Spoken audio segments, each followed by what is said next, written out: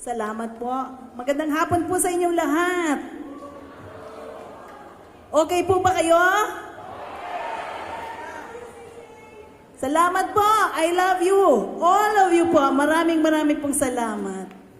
At ikinagagalak ko po na nandito tayong lahat at nagbubuklod na naman po ang ating mga puso para sa gawain, para sa ating bayan. Unang-una ho, gusto kong pasalamatan ang lahat ng naririto ngayon na nakikiisa sa akin ngayong hapon. Salamat po! Salamat po! And I'd like to say that my family and I thank everyone who has been with us since August 2017 when an impeachment complaint against me was filed by an individual and eventually endorsed by a number of congressmen. Some of you are personal friends. Some are part of a wider professional circle. Others are actually strangers, but we share in common a love of country and fellow Filipinos. You, all of you, not only those who are here with us this afternoon, but also all those who have supported our cause all of these months. You have been a real source of much-needed strength. When we look back, it has just been a mere 10 months. They have passed, and yet they have recalled for us many important struggles in our history as a nation. Struggles that tell of a history of manipulation by those who are in power. The trampling of God-given rights, disregard for the people's will, and a broken system that rewards wrongdoing and punishes those who dare to call out crookedness. They also echo the experiences of the majority of Filipinos, even today, who have had the odds stacked against them because of poverty, injustice, or simply the misfortune of being on the wrong side of those who are in power. My story is not unique. It is a mirror, and yet it is also a warning and a call to action for each of us and all of us together as a nation. So allow me to just briefly recall certain important points. At the time the complainant requested the Supreme Court, for certified copies of documents because of the hesitation expressed by some congressmen of accepting an impeachment complaint that was not based on personal knowledge. It was also at the time that the budget hearing in the House was going full blast.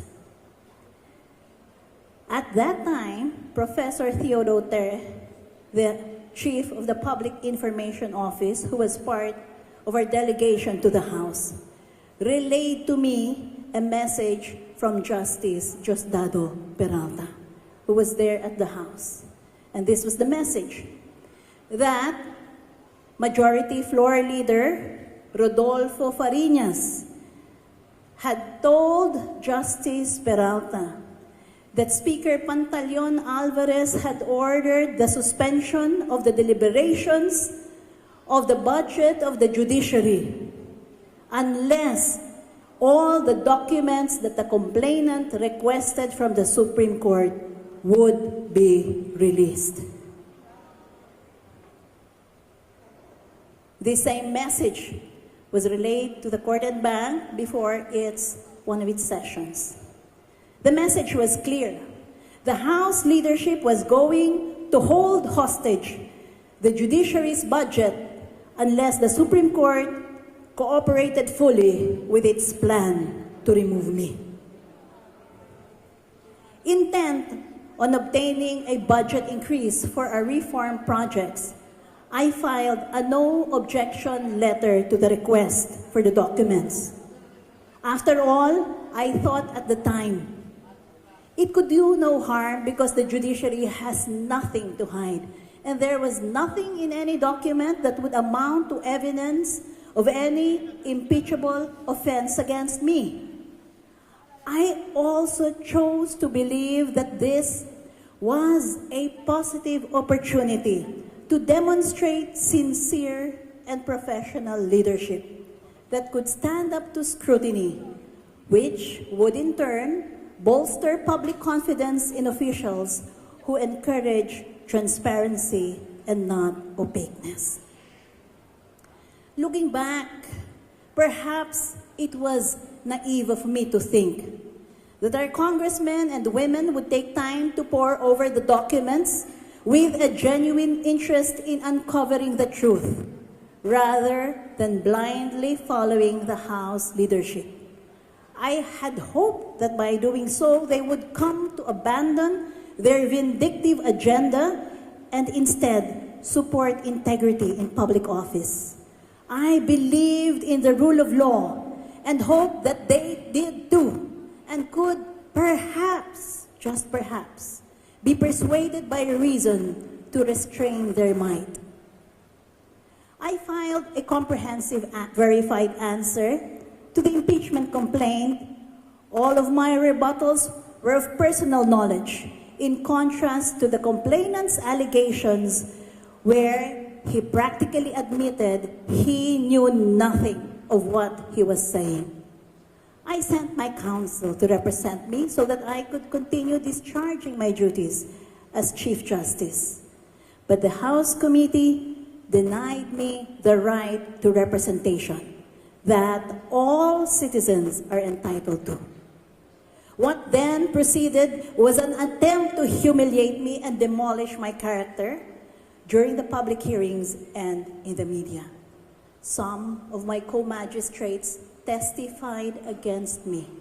They tried to portray me as extravagant, unlikable, and even mentally unstable. Yet, I was ever ready to prove them wrong in a fair trial.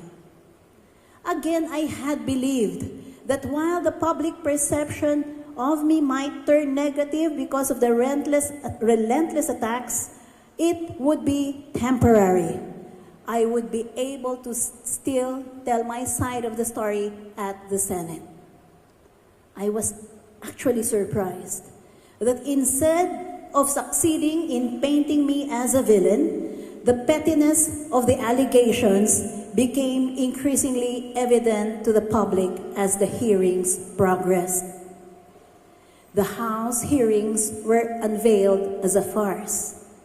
Individuals and groups started to come out. Many of you were part of those who started to come out at that point in the streets and in traditional and social media. Patriotic Filipinos pushed back, and unexpected alliances were formed. And more importantly, they were formed, yes, to support me, but more importantly, to protect our democratic institutions against abuse.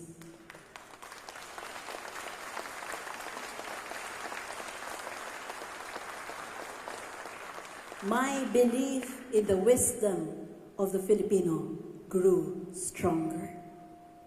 From August last year until last month, calls for me to resign have been mounted by no less than the President himself and from among my enemies within the judiciary. They even started politicizing the court, thereby stripping it of the independence that is so central to the effective performance of the judiciary's mandate. I called on all court officers and personnel to refrain from joining the political fray instigated by my enemies. I reasoned that only by remaining impartial could the judiciary emerge stronger and more respected at the end of the Senate trial. To add even more pressure, they initiated a tax audit on my past income and filed cases against 2 of my staff. I suppose they thought I would see resignation as a convenient way to stop the incessant attacks against me. But they didn't count the fact that this woman does not back away from a fight.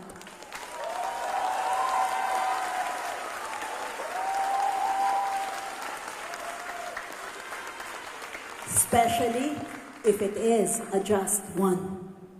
I was fighting for the right of the public to hear the story of judicial reform and the brave men and women, especially in the lower courts, who were soldiering on to establish the rule of law despite the odds. I would have made it easier for them to completely bend the entire judiciary to their will if I had voluntarily removed myself from office.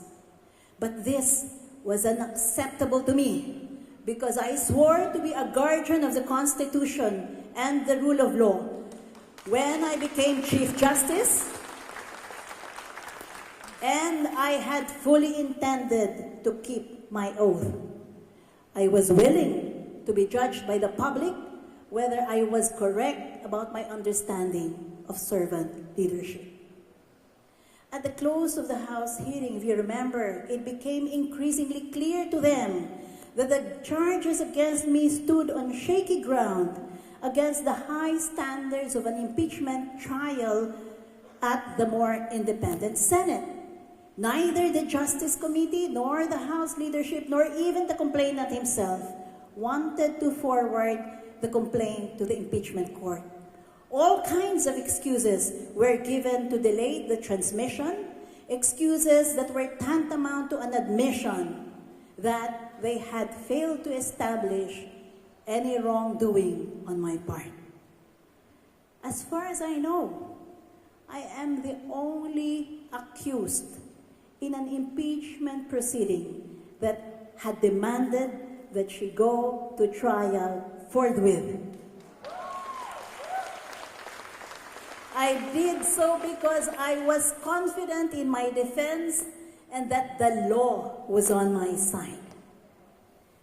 But I underestimated how low they were willing to go to unseat me.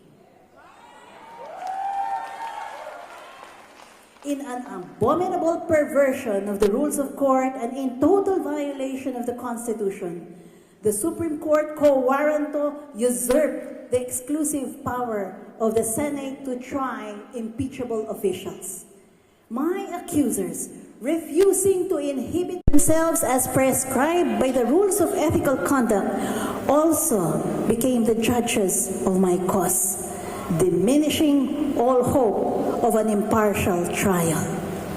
Worst of all, the quo warranto has made our courts, and indeed the entire civil service, constantly vulnerable to political intimidation, and thus unable to properly dispense their duties professionally and without fear.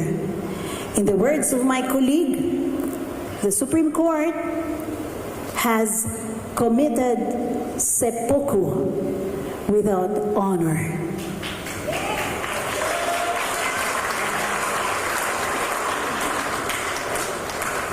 I mentioned that my story is not unique. In fact, this attack on my office was preceded by attacks against other independent collegial bodies. The Energy Regulatory Commission, the Commission on Elections, the Commission on Higher Education. Never before have we seen an administration that exploited the intramurals within a collegial body as a proxy war against its head. This was also simultaneously carried out against independent bodies tasked with ensuring accountability and justice in the form of calls for resignation and impeachment of the heads of the judiciary, the Ombudsman, and the Commission on Human Rights, whose budget was nearly reduced to zero. It demonstrates the disregard that this administration has for the Constitution and the rule of law. No wonder that our rule of law index has dived to an alarming level, and the international community is increasingly concerned at the emerging lawlessness in our country. Lahat ng ito ay nagsimula nang si President Duterte ay naupo. At isa-isang binatikos ang mga pinuno ng mga nasabing ahensya at binitbit ang mga mapanira niyang panawagan ng kanyang mga aliado. Thus, the responsibility for the weakening of the rule of law is his.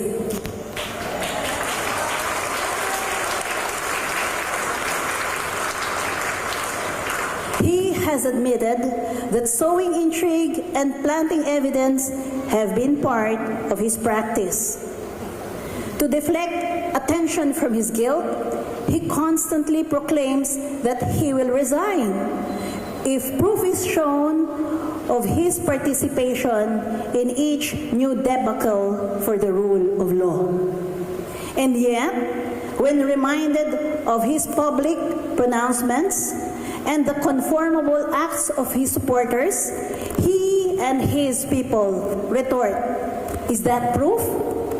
And so the list of contradicting words and actions gets longer and longer as he continues to employ his strategy of spreading confusion. But truth has a way of coming out eventually. And he is making a mistake if he thinks the Filipino is so easily fooled.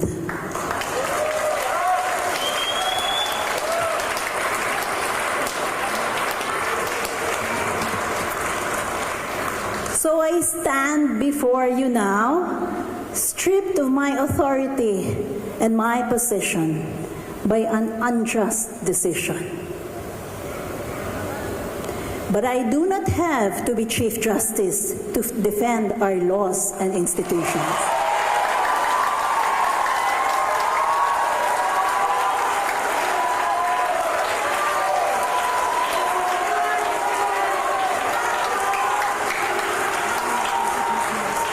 I live the law, as do all Filipinos who uphold the dignity of every Filipino.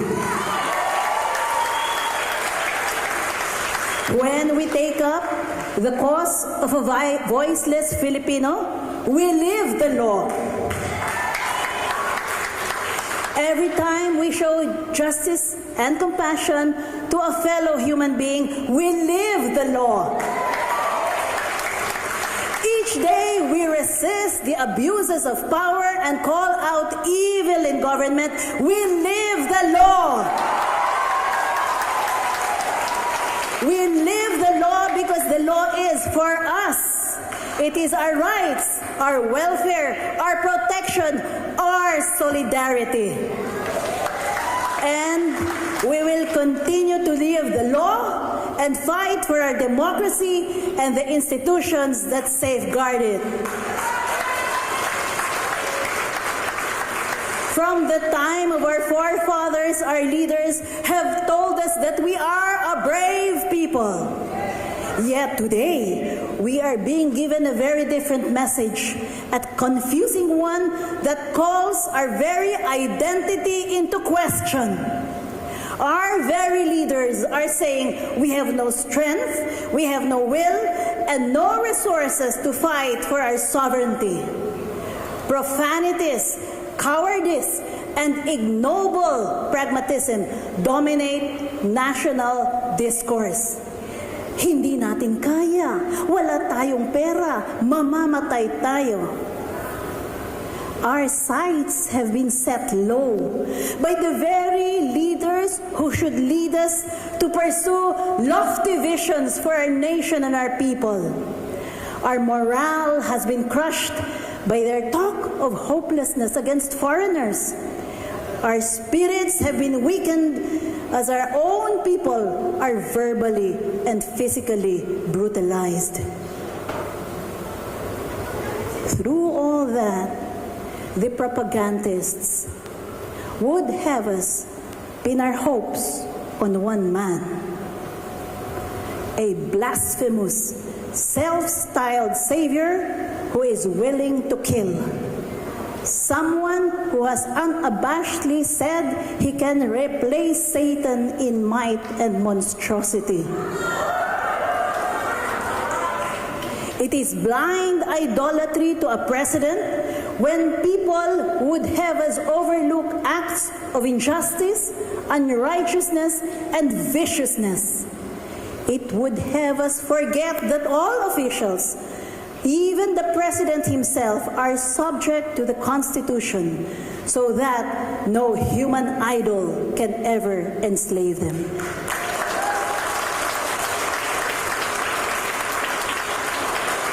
It would have us ignore and relinquish God's gifts of freedom, constitutional rights, and rights over our lands and territorial waters. What the peddlers of hopelessness fail to see is that we are rising, we the people. Because while our history is one of oppression, it is also one of amazing heroism and steadfastness to our national values. We are fighting, and we are in no mood for jokes, for flip-flopping, for lies, for propaganda, for improvisational governance. Marami nang nagugutom at masyado ng maraming namamatay. We are fighting against the viciousness the president has unleashed against the poor, the women, the religious, the lumens, the workers, whom he has directly or indirectly branded as his enemies. This president has attacked, and his supporters have attacked many of those who dared question his actions. Yet, we will stand firm in our right, indeed our responsibility, to ask him the tough questions and take him to account. We will defend democracy, for it is only through democracy that will alleviate our situation as a nation. Bilang isang karaniwang mamamayan na nabigyan na po ngayon ng pagkakataong magtanong para sa taong bayan, sisimulan ko na pong hingin ang mga kasagutang hinihintay, lalong-lalo na ng mga maliliit. Okay po ba? Mr. President, we need to hear your honest answers to these nagging questions and many more. First, we are all reeling from high prices. There is less food for our table. Basic commodities are becoming unaffordable. What hope is there, Mr. President, for our economic future? And what is the basis of that hope? Second, how much more economic difficulties will we have to bear when your train 2, 3, and 4 comes hurtling towards us? Do you have a plan to help alleviate our sufferings? Third, how do you expect drivers to shoulder the high cost of your planned modernization of passenger jeepneys? Huwag naman po sana yung basta na lang silang mumurahin at sasabihin magtiis na lang sila sa kanilang kahirapan. Fourth, you have budgeted 5 billion pesos for your confidential fund in just 2 years. 5 billion pesos. Not counting the huge expenses the government has incurred because of your trips home to Davao and abroad, with unprecedented large retinues of supporters. Paano naman po ang mga mamamayan na pati sa pamasahe ay kinakapos? Fifth, the firing of corrupt officials is a good step. But Mr. President, true justice requires accountability. Do you even intend to file charges against those officials? Sa nakikita po kasi namin, nare-recycle lang sila sa ibang pwesto.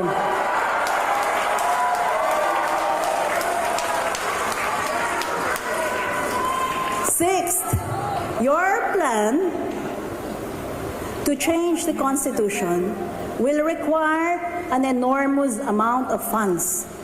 Funds that could instead be used for the people's welfare. How much, Mr. President, has already been spent? And how much more do you intend to spend? And how much money will be needed to fund the new positions that will be created in a federal government and the many, many state governments that will be created? Magkano na naman po ang ipapataw niyong buwis sa amin para magawa ito? Pera po ng taong bayan ang gagastusin. Paano po mababantayan ang pondo para siguruhin tama ang paggamit nito? And not least, we are baffled as to the true purpose of your planned shift to federalism. If you truly intend to strengthen local governments, why do your allies want to give you centralized dictatorial powers during a long transition period?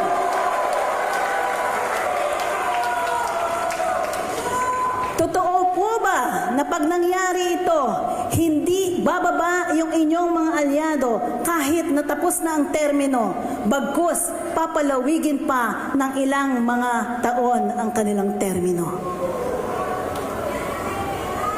Sa hirap na dinaranas ng sambayan ng Pilipino, kailangan na pong tugunan ng gobyerno ang mga katanungang ikinababalisa ng nakararami. We have many more questions, including on the President's relationship with the government of China. His position on the West Philippine Sea. The proliferation of drugs from China. The killing of more than 27,000 Filipinos and the disappearance of thousands more. The situation of our brothers and sisters in Marawi. Freedom of speech and of the press. The constitutional rights of ordinary Filipinos. We will continue to ask these questions and demand answers. Perhaps it is fitting, as they forcibly closed a chapter in my life, we are opening a new chapter in the life of the nation.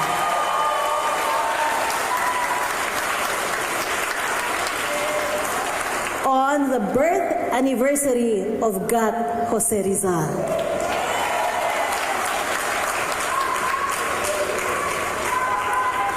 The unity we have forged these last months will be the foundation of a genuine people's movement that will hold government accountable for its actions and help enlighten Filipinos regarding important national issues